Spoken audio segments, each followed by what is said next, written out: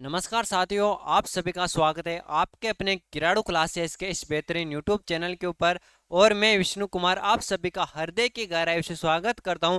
हम राजस्थान इतिहास से संबंधित कुछ बातें करेंगे जो सीटी 2024 के लिए इम्पोर्टेंट है साहब।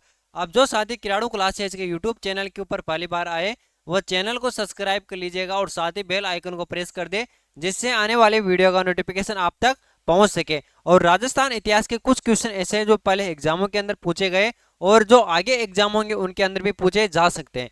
तो करें आज की सेशन की शुरुआत। राजस्थान इतिहास का यह हमारा पहला सेशन रहने वाला है। राजस्थान कला संस्कृति का सेशन चल रहा है आपका ना, वह अलग है। तो करें आज की सेशन की शुरुआत। और आज के सेशन का हमारा पहला क्वेश्चन है, किस सभ्यता स्थल से उत्खनन से चांदी की 8 पंचमारक मुद्राएं प्राप्त हुई है? क्या बालादल से, गणेश्वर से, गिलुंड से या बेराट सभ्यता से? अब अपना राजस्थान है, अपने राजस्थान के अंदर क्या है, बहुत सारी सभ्यताएं साहब। क्या है? बहुत सारी सभ्यताएं।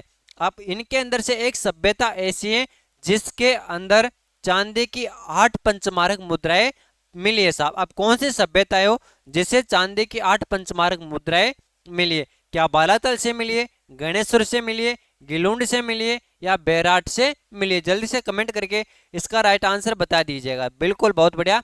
जब तक हम और ऑप्शन के बारे में देख लेते हैं, अब यहाँ पे आया है गणेश्वर। अब गणेश्वर सभ्यता सीकर के अंदर है। कहाँ पे? सीकर के अंदर। अब एक गणेश्वर सभ्यता ना, इसके बारे में आपको एक बात याद रखनी है, ताम्र युगीन सभ्यताओं की जननी। कौन सी?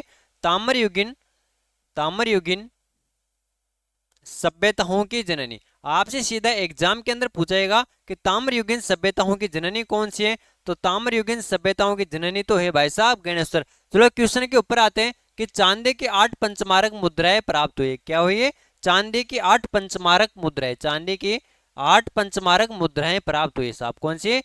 8 पंचमारक मुद्राएं प्राप्त हुई। अब ये पंचमारक मुद्राएं है ना साहब, क्या ये पंचमारक मुद्राएं ये कौन सी सभ्यता से प्राप्त हुई है? तो ये प्राप्त हुई है कौन सी सभ्यता से? बेराट सभ्यता से, है ना। कौन सी सभ्यता से प्राप्त होती है? बेराट सभ्यता से। और ये बेराट सभ्यता ये राजस्थान के कौन से जिले के अंदर स्थित है? बेराट सभ्यता अपने राजधानी जयपुर के अंदर स्थित है साहब। कहां से? अपने राजस्थान की राजधानी कौन? जयपुर। जयपुर के अंदर स्थित है कौन सी सभ्यता?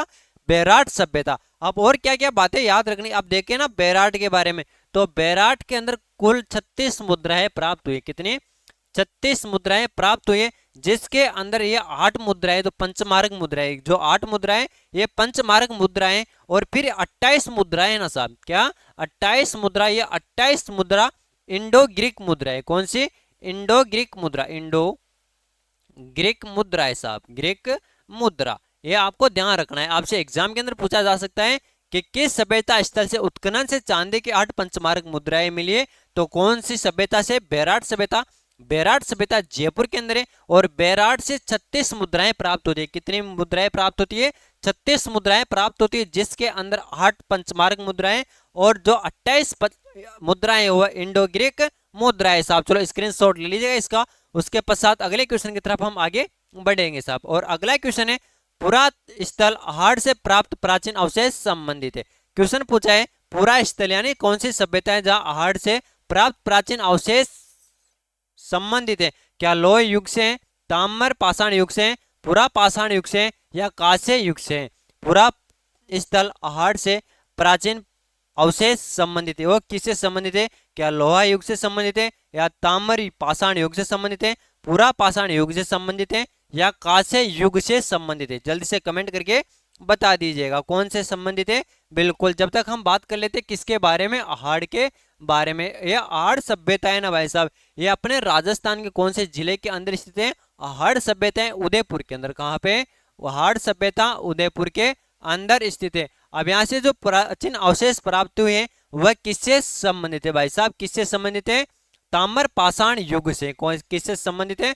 ताम्र पाषाण युग से संबंधित है। बिल्कुल, सभी का आंसर सही है कि सर ताम्र पाषाण युग। अरे भाई साहब ताम्र पाषाण युग ही है साहब, है ना। चलो आगे बढ़े अगले क्वेश्चन की तरफ, आप इसका स्क्रीनशॉट लीजिएगा। बहुत बढ़िया। अगला क्वेश्चन है, कालीबंगा का उत्खनन कार्य कितने स्तरों में किया गया है? अब जो कालीबंगा सभ्यता है, कालीबंगा सभ्यता का उत्खनन का कार्य कितने स्तरों के अंदर किया गया है? क्या एक स्तर के अंदर, 3 स्तर में, 5 स्तर में या 8 स्तर के अंदर? जो आप जल्दी से कमेंट करके बता दीजिए। जब तक हम कालीबंगा से संबंधित बातें कर लेते हैं, कालीबंगा सभ्यता कहाँ पे, कालीबंगा सभ्यता हनुमानगढ़ के अंदर है। कहाँ पर है भाई साहब कालीबंगा सभ्यता, कालीबंगा सभ्यता हनुमानगढ़ के अंदर है। और कालीबंगा का शाब्दिक अर्थ होता है क्या, कालीबंगा, और कालीबंगा का शाब्दिक अर्थ होता है काली चूड़िया। क्या है, काली चूड़िया। अब काली चूड़िया क्यों है भाई साहब, यहाँ पर काली चूड़िया प्राप्त हुई है, तो कालीबंगा का शाब्दिक अर्थ भी आपसे पूछा जा सकता है कि शाब्दिक अर्थ क्या है, शाब्दिक अर्थ है काली चूड़िया साहब। क्या है, काली चूड़िया कालीबंगा का क्या है, शाब्दिक अर्थ है। और कालीबंगा कहाँ पे, कालीबंगा राजस्थान के अंदर जो हनुमानगढ़ जिला है वहां पर स्थित है। और जो कालीबंगा है ना, इसका उत्खनन का कार्य कितने स्तरों के अंदर किया जाता है, कालीबंगा का उत्खनन का कार्य 5 स्तरों के अंदर किया जाता है। कितने स्तरों में, 5 स्तरों के अंदर किया जाता है। अब देखो जो प्रथम स्तर है कौन सा, प्रथम स्तर और दूसरा स्तर, कौन सा, प्रथम स्तर और दूसरा स्तर। अभी दोनों स्तरों के बारे में आपको ध्यान रखना है ना। जो प्रथम स्तर है और द्वितीय स्तर है, ये हड़प्पा से प्राचीन प्रणाम मिलते हैं ऐसे, है ना। जो हड़प्पा सभ्यता है, हड़प्पा सभ्यता से प्राचीन, हड़प्पा सभ्यता से प्राचीन प्रमाण, प्राचीन प्रमाण क्या मिलते हैं, जो हड़प्पा सभ्यता है, हड़प्पा सभ्यता से प्राचीन प्रमाण प्रथम स्तर और दूसरे स्तर के अंदर मिलते हैं। और तीसरा स्तर, चौथा स्तर और पांचवा स्तर है कौन सा, तीसरा, चौथा और पांचवा स्तर, इसके बारे में आपको ध्यान रखना है। हड़प्पा के बाद के प्रमाण मिलते हैं। जो हड़प्पा है, हड़प्पा सभ्यता के बाद के प्रमाण, हड़प्पा सभ्यता के बाद के प्रमाण या समकालीन प्रमाण मिलते हैं। क्या, समकालीन प्रमाण मिलते हैं साहब। चलो स्क्रीनशॉट ले लीजिएगा इसका। उसके पश्चात अगले क्वेश्चन की तरफ हम आगे बढ़ेंगे साहब। हाँ, कमेंट भी कर दीजिएगा जल्दी जल्दी, बहुत बढ़िया। सभी का राइट आंसर आ गया ना, 5 5 5। अरे भाई साहब 5 स्तरों के अंदर ही किया गया था। हाँ, यहाँ पे अग्निवेदी का ये भी प्राप्त हुई, क्या प्राप्त हुई है, अग्निवेदी का क्या प्राप्त हुई है भाई साहब, यहाँ से अग्निवेदी कहा। बिल्कुल, चले आगे बढ़े अगले क्वेश्चन की तरफ। और अगला क्वेश्चन है भाई आपके सामने, गणेश्वर सभ्यता का विकास किस नदी के किनारे होता है साहब। आप जल्दी से बता दीजिएगा कि गणेश्वर सभ्यता है, गणेश्वर सभ्यता का विकास कौन सी नदी के किनारे पर होता है। क्या गग्गर नदी के किनारे होता है, लूणी नदी के किनारे होता है, कांतली नदी के किनारे होता है, या बनास नदी के किनारे होता है साहब। कौन सी नदी, बनास नदी के किनारे होता है। अब जब तक कमेंट करिए आपकी कौन सी नदी के किनारे होता है, जब तक हम गणेश्वर सभ्यता के संबंधित बातें कर लेते हैं। गणेश्वर सभ्यता ये कहाँ पर है, सीकर के अंदर है। और ताम्र युगीन सभ्यताओं की जननी, ताम्र युगीन सभ्यताओं की जननी, ताम्र युगीन सभ्यताओं की जननी क्या है भाई साहब, ताम्र युगीन सभ्यताओं की जननी कौन सी है। आपको सीधा एग्जाम के अंदर यहां से क्वेश्चन एक देखने को मिलेगा कि ताम्र युगीन सभ्यताओं की जननी कौन सी है। तो भाई साहब आपको बताया ना, गणेश्वर सभ्यता है ना। कौन सी सभ्यता, गणेश्वर सभ्यता, ये ताम्र युगीन सभ्यताओं की जननी। और ये कहाँ पे, ये सीकर के अंदर है साहब, है ना। और कौन सी नदी के बारे में पूछा जा सकता है कि कौन सी नदी के किनारे स्थित है भाई साहब, कांतली नदी के किनारे। कौन सी नदी के किनारे, कांतली नदी के किनारे हैं साहब। कौन सी नदी, कांतली नदी। यानी अपना राइट आंसर कौन सा हो जाएगा भाई, अपना राइट आंसर हो जाएगा ऑप्शन सी, ये गग्गर नदी है ना साहब। कौन सी नदी, गग्गर नदी। गग्गर नदी के किनारे कौन सी सभ्यता है, कालीबंगा सभ्यता है। इस पिछले क्वेश्चन के ऊपर लिख लो ना कि कालीबंगा सभ्यता कौन सी नदी के किनारे है। तो एक नदी है गग्गर नदी, गग्गर नदी या सरस्वती नदी साहब। कौन सी नदी, गग्गर नदी, या हम बोल सकते हैं सरस्वती, प्राचीन नाम सरस्वती नदी है ना। तो कौन सी नदी के किनारे कालीबंगा सभ्यता, कालीबंगा सभ्यता गग्गर नदी या सरस्वती नदी के किनारे हनुमानगढ़ के अंदर है साहब। फिर देखो यहाँ पे आ गया कि गणेश्वर सभ्यता का विकास कौन सी नदी के किनारे होता है, तो कांतली नदी के किनारे पे होता है साहब। चलो स्क्रीनशॉट ले लीजिएगा इसका। उसके पश्चात हम अगले क्वेश्चन की तरफ आगे बढ़ते हैं साहब। हाँ हाँ बिल्कुल है ना, बता दिया ना, देखो कांतली नदी लिख दिया, ऑप्शन कर दिया। चलो आगे बढ़ते हैं। अगला क्वेश्चन है, प्रत्यार वंश के मंडोर शाखा के किस शासक ने अपनी राजधानी मंडोर से मेरता स्थानांतरित किए साहब। अब प्रत्यार वंश था कौन सा, प्रतिहार वंश। कौन सा वंश रे भाई साहब, प्रतिहार वंश। अब प्रत्यार वंश की एक शाखा थी कौन सी, मंडोर शाखा। कौन सी शाखा थी, मंडोर शाखा थी। कौन सी शाखा थी भाई साहब, मंडोर शाखा थी। अभी मंडोर शाखा है ना, इसके किस शासक ने, क्या इसके किस शासक ने, अब कौन सा शासक था जिसने जो अपनी राजधानी मंडोर से, कहां से, मंडोर से मेड़ता स्थानांतरित की, मंडोर से मेड़ता स्थानांतरित की। क्या कुक के द्वारा की जाती है, या रज्जल के द्वारा, या नागभट्ट प्रथम के द्वारा, या बाहुक के द्वारा स्थानांतरित की जाती है साहब। जल्दी से बता दीजिएगा कि किसके द्वारा स्थानांतरित की जाती है। अरे बिल्कुल भाई साहब, नागभट्ट प्रथम के द्वारा। किसके द्वारा, नागभट्ट प्रथम किसके द्वारा, अरे भाई साहब नागभट्ट प्रथम के द्वारा क्या किया जाता है कि जो नागभट्ट प्रथम है ये मंडोर से, कहां से, मंडोर से राजधानी को स्थानांतरित करता है, किसको, राजधानी को स्थानांतरित करता है। और मंडोर से कहां पे ले जाता है भाई साहब, मेड़ता के अंदर ले जाता है, कहां पे, मेड़ता के अंदर ले जाता है। और मेड़ता अभी वर्तमान के अंदर कहां पे, मेड़ता है कहां पे, नागौर के अंदर, और मंडोर है भाई साहब कहां पे, जोधपुर के अंदर। ये ध्यान आपको रखना है। अब यहाँ पे नाम आया है भाई साहब किसका, कक्कुक का, किसका नाम आया है यहाँ पे, कक्कुक का नाम आया। अब इसके बारे में आपको ध्यान रखना है कि कक्कुक के द्वारा गटियाला शिलालेख लिखवाया गया था, कौन सा, गटियाला शिलालेख, गटियाला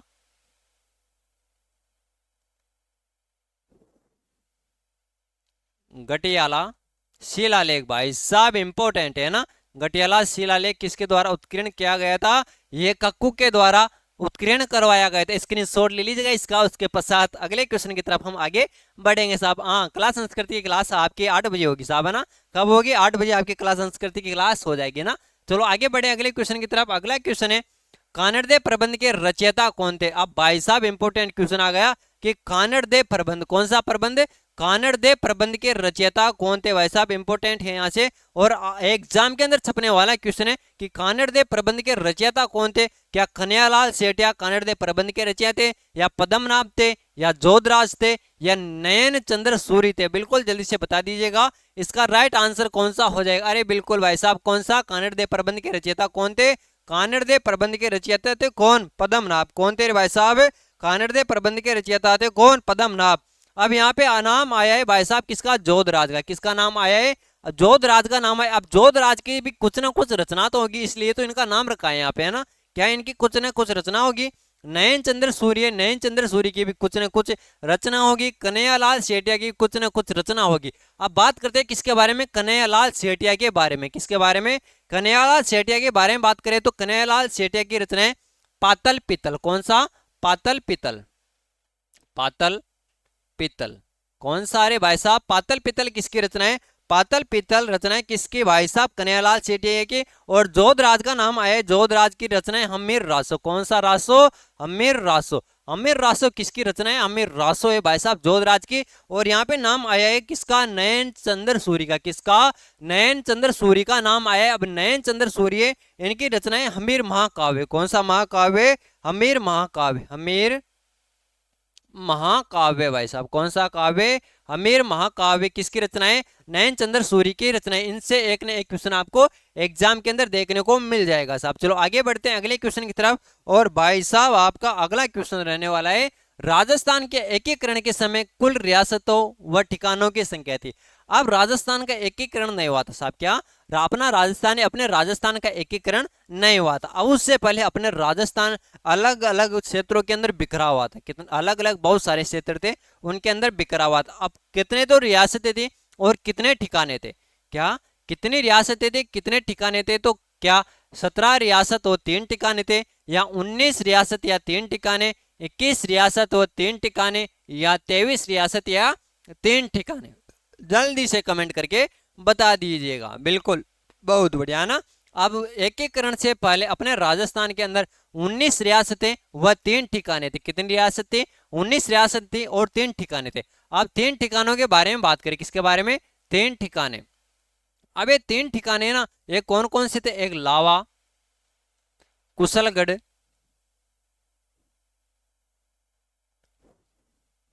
कुशलगढ़ और नीमराणा।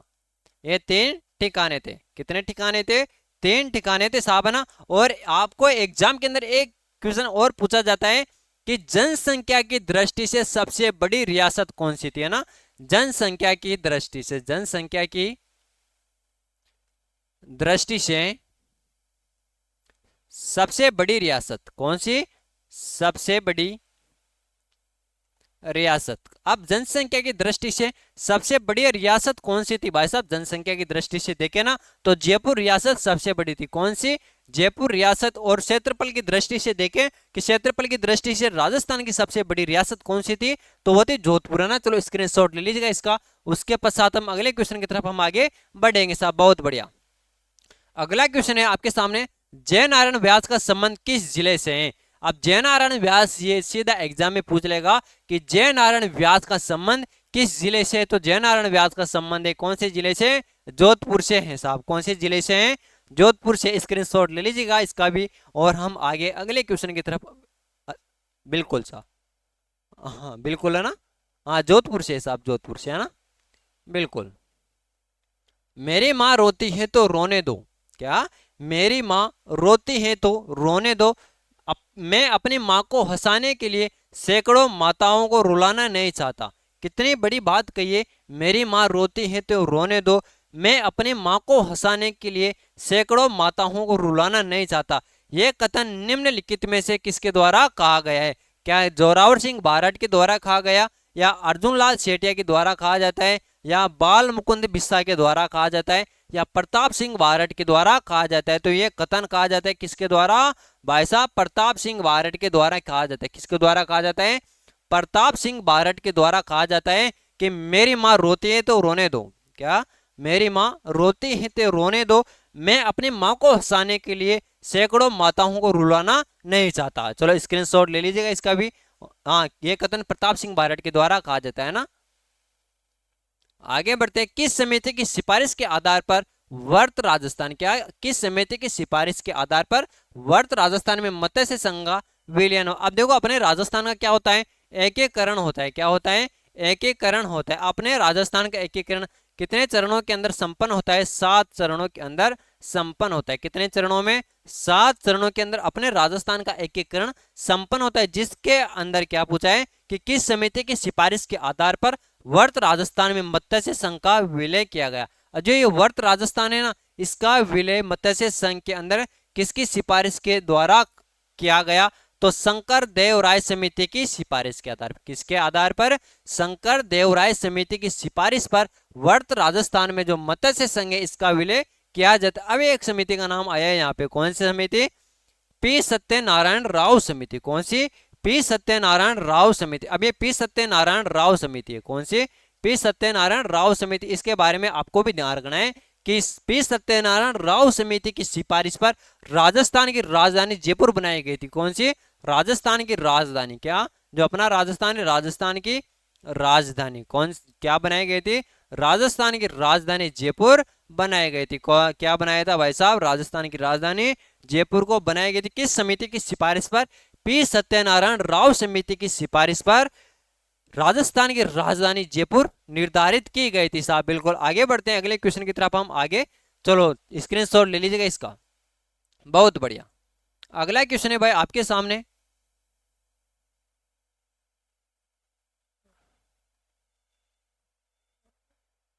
हाँ बिल्कुल है ना, हाँ बताइएगा, आप दिखाई दे रहा है आपको ना। क्वेश्चन है 25 मार्च 1948 को पूर्व राजस्थान संघ की राजधानी किसे बनाया गया था। यानी 25 मार्च 1948 को, कब, 25 मार्च 1948 को क्या, पूर्व राजस्थान संघ, कौन सा, पूर्व राजस्थान संघ, इसकी राजधानी किसे बनाया गया था। क्या बूंदी को बनाया गया, कोटा को बनाया गया, किशनगढ़ को बनाया गया, या डूंगरपुर को बनाया जाता है। जल्दी से कमेंट करके राइट आंसर बता दीजिएगा इसका, क्या होगा राइट आंसर। बिल्कुल बहुत बढ़िया, कौन सा हो जाएगा, कोटा हो जाएगा। ये एग्जाम के अंदर छपने वाली क्वेश्चन है। 25 मार्च 1948 को पूर्व राजस्थान संघ की राजधानी कोटा को बनाया जाता है साहब। चलो आगे बढ़ते हैं। टोंक रियासत का राजस्थान संघ में विलय किसके शासन काल में हुआ। जो टोंक रियासत है, टोंक रियासत के बारे में हम बात करें तो ये एकमात्र मुस्लिम रियासत है। क्या, एकमात्र मुस्लिम रियासत, मुस्लिम रियासत। जो अपना टोंक है ना भाई साहब, ये अपना टोंक एकमात्र क्या है, मुस्लिम रियासत है साहब। क्या है, एकमात्र मुस्लिम रियासत है। अब ये टोंक रियासत का क्या है, राजस्थान संघ के अंदर विलय हुआ। किसके अंदर, जो राजस्थान संघ है, राजस्थान संघ के अंदर विलय होता है। अब ये विलय किसके शासन काल के अंदर होता है। क्या, जैसे हम पंत देखे ना कि अपने राजस्थान के अंदर कितनी रियासत थी, 19 रियासत है। अब इन 19 रियासतों के बारे में आपको पता होना चाहिए कि एकीकरण के समय यहाँ का शासक कौन था साहब। क्या पता होना चाहिए, एकीकरण के समय यहाँ का शासक कौन था। और एक आपको याद रखना है कि 1857 की क्रांति के समय कौन सी रियासत का कौन सा शासक था। ये सब के सब तथ्य आपको याद रखने साहब, है ना। अब देखिए टोंक रियासत का शासक कौन था, मोहम्मद फारूक अली खान था, या शहादत अली खान था, मोहम्मद इबादत अली खान था, या इब्राहिम अली खान था। तो जल्दी से कमेंट करके इसका राइट आंसर बता दीजिएगा। इसका राइट आंसर कौन सा होगा? क्वेश्चन नंबर 12, क्वेश्चन नंबर 12 का राइट आंसर कौन सा होगा प्रिय मित्रों साहब? क्या मोहम्मद फारूक अली खान होगा, सादत अली खान होगा, मोहम्मद इबादत अली खान होगा, या इब्राहिम अली खान होगा? अरे बिल्कुल भाई साहब, सभी का आंसर सही आने लगा है। ऑप्शन ए, ऑप्शन है ना, मोहम्मद फारूक अली खान है। कौन? मोहम्मद फारूक अली खान है। इसके शासनकाल के अंदर टोंक रियासत का विलय हुआ था राजस्थान संघ के अंदर। किसके अंदर हुआ था? राजस्थान संघ के अंदर हुआ था साहब। चलो स्क्रीनशॉट ले लीजिएगा। और ये टोंक रियासत है ना, ये एकमात्र मुस्लिम रियासत है। क्या है? एकमात्र मुस्लिम रियासत है। और यहाँ पर एक छतरी भी बनी हुई है साहब। क्या बनी हुई है? एक छतरी बनी हुई है। अब वो छतरी कौन सी बनी हुई है? टोंक के अंदर एक छतरी है साहब। हाँ, कौन सी? रशिया की छतरी है ना। कौन सी छतरी रही है? रशिया की छतरी बनी हुई है साहब। एक पर्वत के ऊपर बनी हुई है ना। कौन सी? रशिया की छतरी बनी हुई है ना। बिल्कुल। सुनहरी कोटी भी टोंक के अंदर ही है। बिल्कुल, बहुत बढ़िया। सुनहरी कोटी के बारे में भी ध्यान रखना है आपको, है ना। चलो स्क्रीनशॉट लीजिएगा इसका। हाँ, अरबी पारसी शोध संस्थान भी यहाँ पर ही। बिल्कुल, चलो आगे बढ़ते हैं। अगला क्वेश्चन है, राजस्थान की कौन सी रियासत पाकिस्तान में मिलना चाहती थी साहब? अब अपना राजस्थान है, अपने राजस्थान की एकमात्र ऐसी रियासत थी जो पाकिस्तान के अंदर मिलना चाहती थी साहब। देखो कौन सा जमाना आ गया।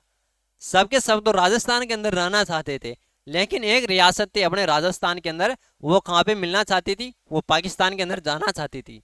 कहाँ पे? पाकिस्तान में। अब वो कौन सी रियासत है साहब जो पाकिस्तान में मिलना चाहती थी? क्या करौली, जयपुर, जोधपुर या अलवर? अब राजस्थान की कौन सी रियासत है जो कहाँ पे पाकिस्तान के अंदर मिलना चाहती थी? तो राजस्थान की एक रियासत है भाई साहब। कौन सी? जोधपुर रियासत। कौन सी रियासत? जोधपुर रियासत है। ये भाई साहब है ना, जोधपुर वाले भाई साहब, ये कहाँ पे जाना चाहते थे? ये पाकिस्तान के अंदर जाना चाहते थे। कहाँ पे? पाकिस्तान में जाना चाहते थे। तो राइट आंसर कौन सा हो जाएगा? ऑप्शन सी हो जाएगा साहब। कौन सा? ऑप्शन सी हो जाएगा कि राजस्थान की एकमात्र ऐसी रियासत है। कौन सी? जोधपुर, जो पाकिस्तान के अंदर मिलना चाहती थी साहब। चलो आगे बढ़ते हैं अगले क्वेश्चन की तरफ। अगला क्वेश्चन है भाई आपके सामने, बूंदी राज्य लोक परिषद का गठन किया गया था साहब। जो बूंदी राज्य है, बूंदी राज्य लोक परिषद, क्या लोक परिषद का गठन किसने किया? क्या कांतिलाल ने किया, या अबिन हरि ने किया, ऋषिदत्त मेहता ने किया, या बेनी माधव प्रसाद ने किया साहब? बूंदी राज्य लोक परिषद का गठन किसने किया था भाई साहब? ऋषिदत्त मेहता ने किया था साहब। किसने किया था? ऋषिदत्त मेहता ने बूंदी राज्य लोक परिषद का गठन किया था साहब। चलो आगे बढ़ते हैं अगले क्वेश्चन की तरफ। और अगला क्वेश्चन है बहुत शानदार क्वेश्चन है, जबरदस्त, और एग्जाम के अंदर छपने वाला क्वेश्चन है। इसका राइट आंसर तो आपको ही बताना है साहब, है ना। मारवाड़ सेवा संघ की स्थापना कब की गई थी साहब? क्वेश्चन पूछा है, क्या मारवाड़ सेवा संघ की स्थापना कब की गई थी? बिल्कुल बताइए साहब। क्वेश्चन नंबर 15, मारवाड़ सेवा संघ की स्थापना कब की गई थी साहब? बिल्कुल भाई साहब, है ना। कब की गई थी? अरे बिल्कुल, बहुत बढ़िया। कब की गई थी? 1920 के अंदर की गई थी। कब? 1920 के अंदर की गई थी। अब किसकी? 1920 के अंदर मारवाड़ सेवा संघ की स्थापना की गई थी। कब? 1920 के अंदर। और किसके द्वारा की गई थी भाई साहब? ये भी पूछा जा सकता है कि मारवाड़ सेवा संघ की स्थापना किसके द्वारा की गई थी? तो जय नारायण व्यास के द्वारा की गई थी। किसके द्वारा? जय नारायण व्यास। किसके द्वारा? जय नारायण व्यास के द्वारा। किनके द्वारा? जय नारायण व्यास के द्वारा 1920 के अंदर मारवाड़ सेवा संघ की स्थापना की गई थी। चलो आगे बढ़ते हैं अगले क्वेश्चन की तरफ। और अगला क्वेश्चन है, जैसलमेर प्रजा मंडल की स्थापना किस स्थान पर होती है? जो जैसलमेर प्रजा मंडल है, कौन सा मंडल? जैसलमेर प्रजा मंडल। अभी जैसलमेर प्रजा मंडल की स्थापना राजस्थान के कौन से जिले के अंदर होती है? किस स्थान पर होती है? या जैसलमेर के अंदर होती है, बीकानेर के अंदर होती है, जोधपुर के अंदर होती है, या कलकत्ता के अंदर होती है? जल्दी से कमेंट करके इसका राइट आंसर बता दीजिएगा। जब तक मैं पानी पी लेता हूँ प्रिय साथियों।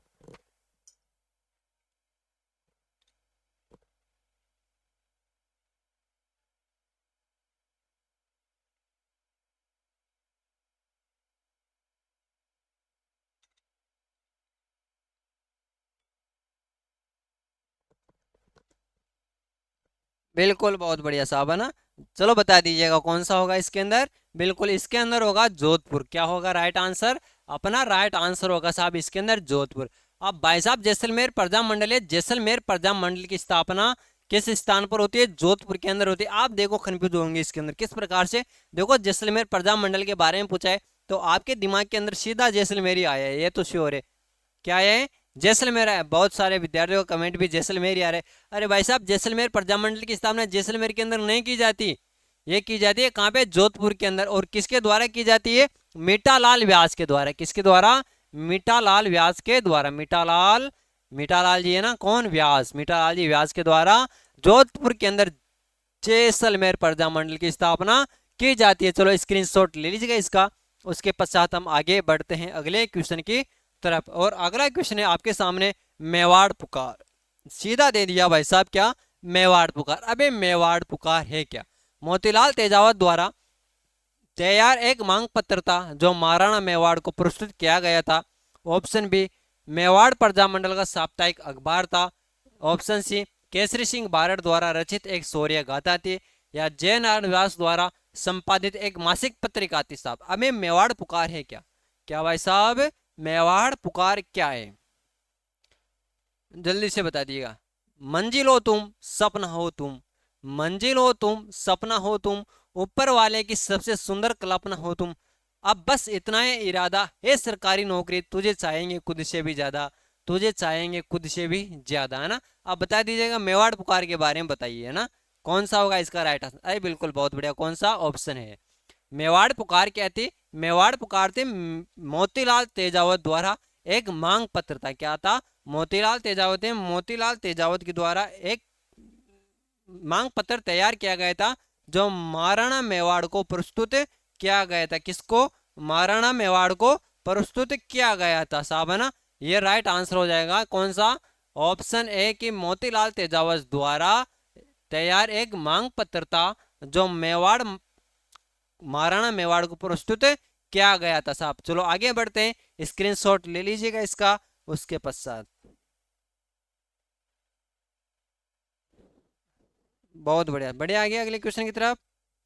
और अगला क्वेश्चन है भाई आपके सामने, जयपुर प्रजामंडल की स्थापना कब की गई थी? क्या पूछा है? जयपुर प्रजामंडल है, जयपुर प्रजामंडल की स्थापना कब की गई थी? वर्ष 1931 के अंदर की गई थी, या वर्ष 1932 के अंदर की गई थी, या वर्ष 1938 के अंदर की गई थी, या वर्ष 1941 के अंदर की गई थी? तो बताइएगा इसके अंदर राइट आंसर कौन सा हो जाएगा साहब, है ना। क्वेश्चन नंबर 18, और बताना है आपको जयपुर प्रजामंडल की स्थापना कब की गई थी साहब? कब की गई थी? बहुत बढ़िया, वर्ष 1931 के अंदर। कब की गई थी? वर्ष 1931 के अंदर जयपुर प्रजामंडल की स्थापना की जाती है। और किसके द्वारा की जाती है? कपूर चंद पाटनी के द्वारा। किसके द्वारा? कपूर चंद पाटनी के द्वारा की जाती है। किसके द्वारा? कपूर चंद पाटनी के द्वारा जयपुर प्रजामंडल की स्थापना वर्ष 1931 के अंदर की जाती है। आगे बढ़े अगले क्वेश्चन। हाँ, ये नाम भी ध्यान रखना है कि जयपुर प्रजामंडल की स्थापना किसके द्वारा की जाती है, ये भी आपको ध्यान रखना है। और कब की जाती है, ये भी आपको ध्यान रखना है साहब। अगला क्वेश्चन है, राजस्थान में मीणाओं पर लगाए गए सभी प्रबंध कब समाप्त किए गए? अब राजस्थान के अंदर बहुत सारे क्या है, मीणा निवास करते। क्या? मीणा निवास करते। अब उनके द्वारा जो पुराने राजा महाराजा थे उनके द्वारा कुछ प्रतिबंध लगाए गए थे। अब वो प्रतिबंध कब समाप्त किए जाते हैं साहब, है ना। क्या वर्ष 1947 के अंदर, या वर्ष 1950 के अंदर, वर्ष 1952 में, या वर्ष 1956 के अंदर? तो कब समाप्त किए जाते हैं? वर्ष 1952 के अंदर। कब समाप्त किए जाते हैं भाई साहब?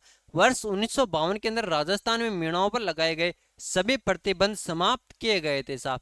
चलो आगे बढ़ते हैं अगले क्वेश्चन की तरफ। और अगला क्वेश्चन है आपके सामने, कोटा में 1857 के स्वतंत्रता संग्राम की शुरुआत कब हुई थी? अब कोटा है साथियों, कोटा के अंदर 1857 की क्रांति होती है। क्या? 1857 का स्वतंत्रता संग्राम होता है। अब इसकी शुरुआत कब की गई थी साहब? तो कब की गई थी? 15 अक्टूबर 1857 को। कब? 15 अक्टूबर 1857 को कोटा में 1857 के स्वतंत्रता संग्राम की शुरुआत की जाती है। चलो आगे बढ़ते हैं अगले क्वेश्चन की तरफ। और अगला क्वेश्चन है भाई साहब आपके सामने, 1857 के संग्राम में मेहराब खां व जयदयाल ने कहाँ के विद्रोह का नेतृत्व किया था? अब 1857 के स्वतंत्रता संग्राम के अंदर, कब?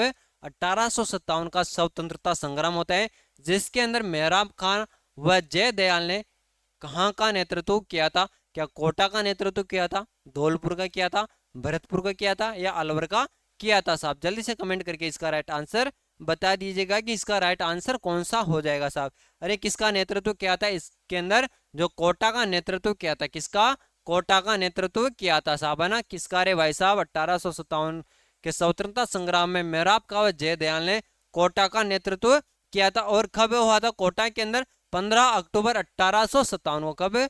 15 अक्टूबर 1857 को साहब, ये आपको ध्यान रखना है। चलो स्क्रीनशॉट ले लीजिएगा इसका। उसके पश्चात हम अगले क्वेश्चन की तरफ आगे बढ़ते हैं। और अगला क्वेश्चन है, राजस्थान में 1857 की क्रांति की प्रेरणा स्रोत सुगाली माता का मंदिर किस जिले में स्थित है? अब भाई साहब बहुत शानदार क्वेश्चन पूछा है कि राजस्थान में 1857 की क्रांति हुई थी। क्या होती है? 1857 की क्रांति जिसकी प्रेरणा स्रोत, क्या प्रेरणा स्रोत कौन? सुगाली माता। यानी 1857 की क्रांति की प्रेरणा स्रोत कौन थी? ये भी पूछा जा सकता है। सुगाली माता थी। कौन सी माता थी? सुगाली माता। अब सुगाली माता का मंदिर राजस्थान के किस जिले के अंदर स्थित है? क्या कोटा के अंदर है, उदयपुर के अंदर है, जोधपुर के अंदर है या पाली के अंदर है? तो कहाँ पे भाई साहब? पाली के अंदर है। कहाँ पे? पाली के अंदर है साहब। तो अपना राइट आंसर कौन सा हो जाएगा? अपना राइट आंसर हो जाएगा ऑप्शन डी। कौन सा? पाली। पाली के अंदर किसका मंदिर है? सुगाली माता का मंदिर है साहब। तो सभी साथियों का यहाँ तक के लिए बहुत बहुत धन्यवाद। Thank you, all the best. जय हिंद, जय भारत। मिलते हैं फिर राजस्थान इतिहास की दूसरी क्लास के अंदर। धन्यवाद।